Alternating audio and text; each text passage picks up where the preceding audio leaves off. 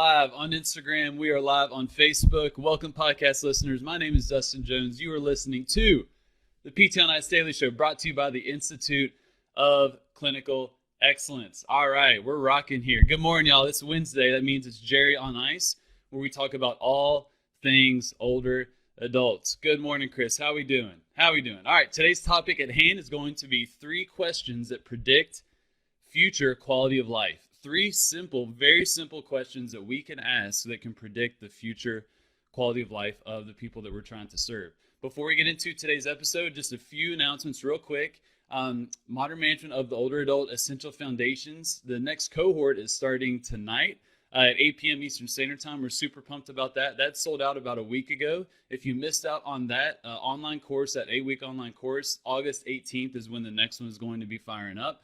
Also, MMOA Live had an awesome course that Christine and Alan taught last weekend in Phoenix. There's a private course this weekend in Arizona, and then we're going to be in Georgia in August 21st, I believe. So you can catch us out on the road. We've got a pretty packed end of summer, fall through the winter as well, so we may be in your neck of the woods. Also, Wednesday, it's Jerry on Ice. It's also Hump Day. Hump Day Hustle just went out. Thank you, Jeff Moore, for sending out that awesome email. If you all are not receiving that email every week, 8:30 a.m. Eastern Standard Time, Jeff Moore puts together about 5 to 6 super helpful, relevant links to your practice and sends it out to lots and lots of folks. Super engaging email, very helpful. I definitely enjoy it. I know tens of thousands of you all also enjoy that as well. You can go to ptonice.com and then just click on the Hump Day Hustle tab to get on that. All right, y'all. Good morning. Let's get into this. 3 questions that predict future quality of life. I think this is an important topic that really spoke to me when I transitioned out of an outpatient clinic into doing more home health. See, the interesting part of going into home health, if we have any home healthers on Instagram watching live right now, just go ahead and raise your hand or let me know you're watching here. You would probably agree with this, is that you get into home health and you really kind of peel back the curtain into people's lives. I mean, you're going into their home, obviously, right? But you get to see how they're functioning and what that can manifest in. You start to see, you get behind the curtain, if you will, to where a lot of times what will happen is you go up to a house that looks beautiful, just this perfectly manicured lawn. Everything looks great. You think, oh, this person is doing pretty well. And then you open the door and you see, oh my gosh, they're not able to maintain their home. They're not able to clean. They're not able to do a lot of their activities of daily living or IADLs, and they're really struggling. But you can't really tell that on the surface. That became very apparent as soon as I got into home health. And what I quickly realized is that my perception of people's function, of how they're operating in their lives, does not always match reality. Because in reality, oftentimes in the outpatient setting, those older adults that are coming into the clinic, that is a highlight of their week. They're showing their best face. They're getting dressed up. They're revolving a lot of their schedule around those outpatient visits. And you're seeing kind of the best of that person, which I know can be hard to believe, but you're really seeing the best of that person. So it can be hard to really get a grasp of how things are going outside of the clinic in terms of their lives and their independence. But that's super important, especially when we're talking about quality of life, which is probably the most important thing for many of the people that we're trying to serve. Now, the challenge is, as an outpatient clinician, how do you assess the home setting, right? You're not in the home. You're not able to see these things and observe them as easy as someone as a home health clinician. It's challenging, right? We're going to talk about this, but we want to be on the front of our mind. Because when we're talking about quality of life, that's really our goal, right? We're wanting to improve those painful symptoms, whether it's the knee, the shoulder, the back, whatever the reason that they're coming to you for physical therapy. But ultimately, the goal is that we're improving their quality of life in a manner that they care about. And so let's get into these 3 questions. These 3 questions were developed by Harvard's MIT Age Lab. I'm just going to read their description here. MIT Age Lab was created in 1999 to invent new ideas and creatively translate technologies into practical solutions that improve people's health and enable them to do things throughout the lifespan. So typically, Anne just asked, do you use frailty questionnaires? Definitely, that can be helpful as well. And in terms of asking those questions to get an insight into people's quality of lives. That's a great point, Anne. But this MIT Age Lab what typically what you see coming out of this lab is very tech oriented. So if anyone has ever seen, there's socks and mats that have little pressure sensors into them. That, let's say if someone has dementia and then they start ambulating and wandering in the middle of the night, that if they step on the ground with those socks on or step on a mat next to their bed, then that mat will go off or the sock, and it will send a text message to a caregiver, for example. Something like that, super techy, that can really help people's quality of life in their home. This lab is typically producing that type of stuff. But this is the exact opposite. This is very, very simple. And what they found is that even despite all the tech, if we just ask these 3 questions, that can be very, very helpful in predicting the future quality of life. So the first one is, who will change my light bulbs? Who will change my light bulbs? We can ask this to our patients. And basically what you're asking is, are they able to maintain their home? Can that person change their light bulbs? If not, who can? And that really goes into maintaining their home, which is a huge, huge goal for a lot of people in the sense of being able to stay independent in their home and stay in the home that they've likely been in, some for decades upon decades upon decades. Now, in the home setting, very easy to see. You open the door, boom. Are they able to maintain their home? That's something a lot of home health clinicians are thinking about and observing. Outpatient, really tough, right?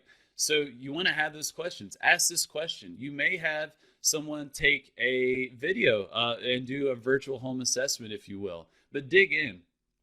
Get an idea of, how are people doing with maintaining their home? Are they struggling? Do they need some type of assistance? Oftentimes that conversation may be towards the end of a course of care, right? Instead of day one, when they're there for their back pain and you're talking about how they're maintaining their home. Probably not the best idea. Maybe toward after you built some trust and some therapeutic alliance.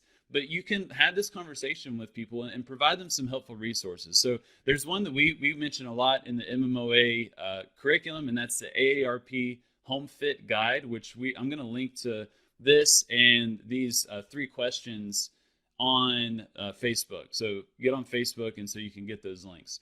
But the AARP Home Fit Guide basically is like a checklist. Like, do you have night lights? Are there transitions? Where are you able to reach all of your things in your kitchen? Basically a checklist to go through some of these things that are very important when we're talking about maintaining independence in the home and maintaining in the home. And you can use that document, that free PDF, and basically go through it with your patients and be able to identify issues that you can help overcome. Another thing that you want to have in your back pocket is connections with a local area agency on aging. So if you are living in somewhat of an urban context, you likely have a local area agency on aging. And this group of individuals is basically, think of them as like the point guard for older adult services in your community. They know what's available. They know what grant funding is available. They know what services are available, what's free, what's paid. They can connect you with someone that can help with home maintenance, for example.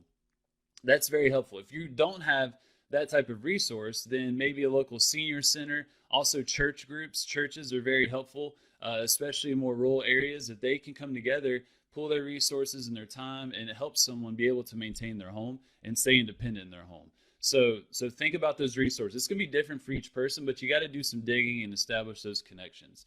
So how will you change your light bulbs? Number 2 is, how will you get an ice cream cone? Especially summertime, y'all. I don't know about y'all. If y'all have ever heard of Jenny's ice cream, I'll freaking crush some Jenny's, especially in the summer, and many older adults will as well. How will they get there? How will they get that ice cream cone? And basically what we're asking is transportation. Are they able to get to and from a destination they want to get to? Now, oftentimes there's going to be barriers, right? It may be something, I'll never forget this, it may be something as simple as a busted up concrete pad. I had a patient in Columbus, Ohio, that she was homebound because she was scared to death to go down her back steps and traverse across this busted up concrete pad to get to her vehicle. She was able to drive, but she was very, very cautious and fearful about her ambulatory ability over this busted up concrete pad. So I called the local area agency on aging. There was some grant money that was available to pay someone to fix that concrete pad. And then she was a community dwelling older adult like that. It's not always going to be that simple, but oftentimes there are barriers that you can definitely address to help people be able to get around their neighborhood. The local area agency on aging is going to be helpful here as well. And then in bigger markets, like I know Julie Brower down in Charlotte, North Carolina, she's spoken with these folks called Go-Go Grandparent. Go-Go Grandparent is basically, think of Uber, Lyft for older adults that are using the old school flip phones, kind of touch tone phones or landline.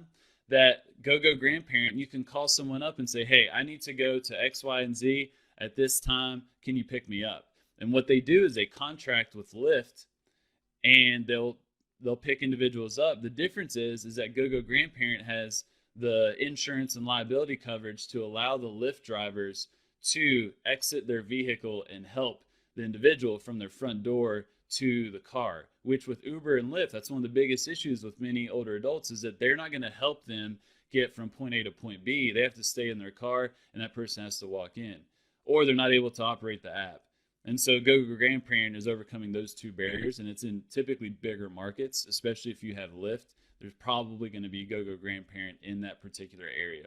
So transportation, we want to think about that. There's a lot of things that we can do to help folks and connect them with helpful services that's going to really improve their quality of life. Then the third one, the big one, and COVID-19 has not been helpful here. Who will I have lunch with?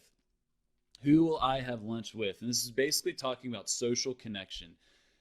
Are people connected to other human beings? And as many of you all know, working with older adults, that is one of the biggest issues, is that lack of social connection and community was a big issue before COVID-19, and then COVID came. Man, some of the precautions that were taken, albeit, some of them were definitely warranted, but there are a lot of negative repercussions that we are just now starting to really realize that impacted older adults dramatically more than other demographics. And this is the big one, social isolation. And so what are the barriers to their social isolation? It's something that we want to think about. It may be the busted up concrete pad, for example. But this is where we want to try and introduce people to different groups. So that's where a local senior center is super helpful. Exercise classes are awesome here. That's been very eye-opening for what I'm doing in Lexington with Stronger Life, is that we're doing older adult fitness classes as a group, but they really are coming for the people. They're coming for their peers, the camaraderie and the connection, which became very apparent, especially as the lockdowns continue to get more and more severe. Area Agency on Aging is another one that you can access, but go into the community, see where these people are, and try and connect your patient to those groups of people. It can be very, very helpful for them to have that sense of community. And oftentimes, if they have that sense of community, they're going to be a little more active. They're going to be active in their community. Their activity levels are likely going to go up. Lots of physical benefits from this as well, on top of the social and the cognitive benefits too. We want to really work with folks to try and connect them into some of those resources. So those three questions, once again: who will change my light bulb, aka home maintenance? 2, how will I get an ice cream cone? Talking about transportation. 3 is who will I have lunch with? Talking about social connection, community. I know many of y'all are treating backs, right? You're treating shoulders, you're treating knees, but we want to zoom out, right? We're fitness forward clinicians. We're trying to lead people to the promised land of fitness. We're also trying to improve people's quality of life. And sometimes the best thing you can do for someone may not be give them deadlifts, but it may be calling the local area agency on aging to help them with that busted up concrete pad, to allow them to be more independent, to be able to get around their community, to be able to connect with others. That's what we want to think about, especially if you're working with older adults. We got to zoom out. We got to zoom out and see how can we improve people's quality of lives. And these 3 questions are going to be pretty helpful with that. All right, I love your thoughts. Drop any comments on the Instagram video or the Facebook video. I'm going to drop the links to the PDF for the 3 questions, and then AARP's Home Fit Guide on the Facebook video. Podcast listeners, love to see you all on social media. Jump on, tag us, ask any questions, leave any comments. Would love to hear y'all's thoughts on this. All right, y'all have a lovely Wednesday, and I will talk to you soon. Hey, thanks for tuning in to the PT on Ice Daily Show. If you enjoyed this content, head on over to iTunes and leave us a review. And be sure to check us out on Facebook and Instagram at the Institute of Clinical Excellence. If you're interested in getting plugged into more ICE content on a weekly basis while earning CEUs from home, check out our virtual ICE online mentorship program at ptonice.com. While you're there, sign up for our Hump Day Hustling newsletter for a free email every Wednesday morning with our top 5 research articles and social media posts that we think are worth reading. Head over to ptonice.com and scroll to the bottom of the page to sign up.